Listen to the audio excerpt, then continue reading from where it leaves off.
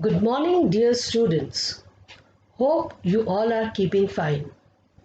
Students, in the previous lecture, I have explained you about GDP, historical change in sectors, and compared these three important sectors of India, which are primary, secondary, and tertiary. Today, I am here to teach you more about these sectors regarding their GDP share and growing importance of tertiary sector. So, let's begin. Students, as you can see here, three graphs which you can also find in your NCERT textbooks on page 24 and 25. Although the statistics might be a little different than the ones you are seeing on the screen. I will try to make this as simple as possible so that you can easily relate these graphs to the ones present in your textbooks. So students, when you look at graph 1 on your screens, you see that this graph denotes the production of goods and services in the three important sectors. The time period of 1970-71 as well as 2010-11 is displayed on your screens for further understanding. You can see how the total production has grown over the span of 40 years. So when you analyze the statistical information in front of you on the graph, the basic question that come into our mind are: first, which are the largest producing sector in 1970-71? Second, which was the largest producing sector in 2010-11? Third, which particular sector has observed a significant jump over the last 40 years? And fourth, and lastly, what was the GDP of India in 2010-11? Students, you can also find these relevant questions in your textbooks on page number 24. So, one by one, we will try to understand and answer all these questions. The first question, which asks the largest producing sector of 1970-71, is primary sector, which is denoted on my graph with a green color. However, the graph of 2010-11 shows that there has been a substantial uplift in tertiary sector's production, which is denoted by the purple color. So, analyzing these two graphs, we can clearly see that it is the tertiary or the service sector which has seen a massive increase in the last 40 years.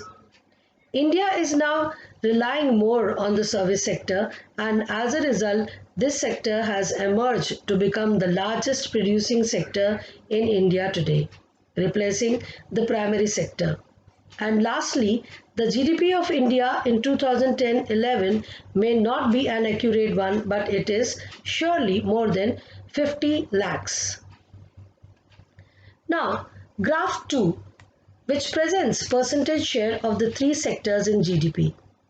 Now you can directly see the changing importance of the sectors over the 40 years. A remarkable fact about India is that while there has been a change in the share of the three sectors in GDP, a similar shift has not taken place in employment. If you look at graph 3, which shows the share of employment in the three sectors in 1970-71 and 2010-11, the primary sector continues to be the largest employer even now.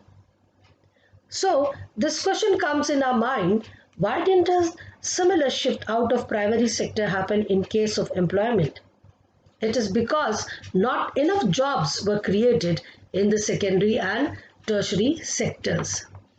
Even though industrial output or the production of goods went up more than 9 times during the period, employment in the industry went up by around 3 times. The same applies to the tertiary sector as well.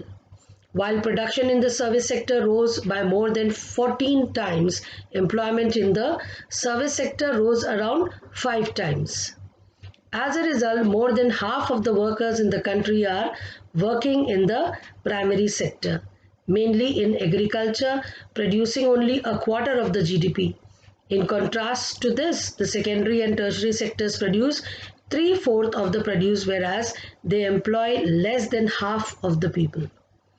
Does this mean that the workers in agriculture are not producing as much as they could? This question I will discuss in my next lecture. Now, moving on to the next slide. Here you can see the importance of rising tertiary sector. Now, how this sector is growing? The first factor is that in any country, several services such as hospitals, educational institutions, post and telegraph services, police station, courts, village administrative offices, municipal corporations, defense, transport, banks, insurance companies, etc. are required. These can be considered as basic services. Second factor is the development of agriculture and industry leads to the development of service such as transport, trade, storage, etc. Greater the development of the primary and secondary sector, more would be the demand for such services. Third, as income levels rise, certain sections of people start demanding many more services like eating out, tourism, shopping, private hospitals, private schools, professional training institutions, etc. These changes can be seen in big cities as well. Fourth factor is, over the past decade or so, certain new services such as those based on information and communication technology have become important and essential. Therefore, production of these services has been rising rapidly. So children, hope you have understood today's topic clearly. I have attached a small assignment based on the topics which we covered today in this lecture. So I hope you will do this assignment. Till then, goodbye, take care.